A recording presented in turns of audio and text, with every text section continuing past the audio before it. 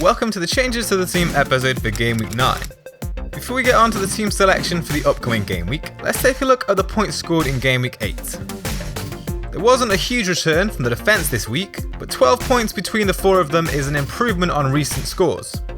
Hector Bellerin picked up an assist in the 3-2 win over Swansea, but his points were tainted by the fact that Antonio Valencia was sold to make way for the Arsenal defender. Gareth McCauley once again came close to a clean sheet, as West Brom led Spurs until the 89th minute when Dele Alli scored an equaliser. The midfield was without any significant returns this week.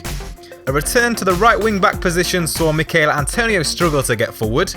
Raheem Sterling and Roberto Firmino didn't have much luck against the resilient Everton and Man United defences.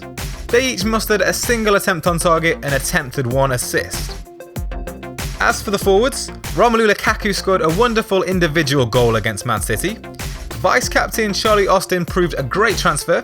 In place of Zlatan Ibrahimovic, he managed 8 attempts on goal, hitting the target with 3 and scoring twice. But it was bad news for captain Sergio Aguero. There was a risk of reduced minutes this week, and the worst case scenario occurred with the striker starting from the bench. He later had the chance to return points from the spot, but goalkeeper Martin Stecklenburg palmed away Aguero's penalty to see the Argentine return an unfortunate -2 points as captain. So it was an average score of 40 in the end, and sadly yet another red arrow. So there's a lot of catching up to do, but all it takes is a couple of decent scores to get back on track, and it is still very early days. So now let's look ahead to Game Week 9.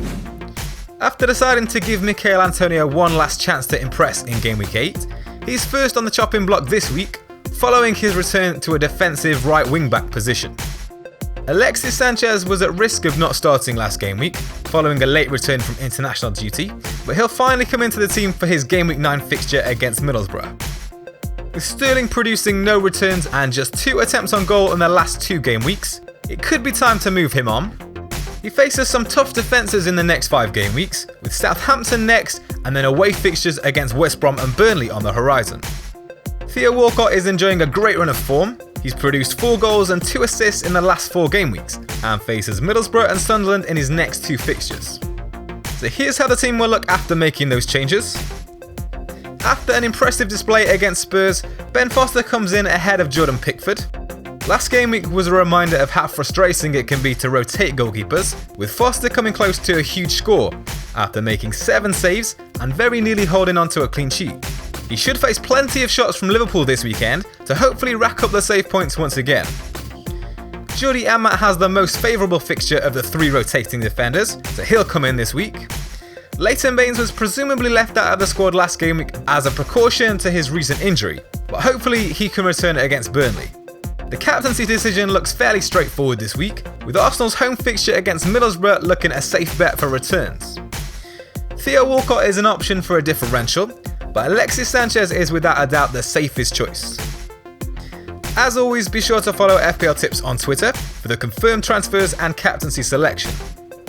And don't forget to like, comment and subscribe if you've enjoyed the video.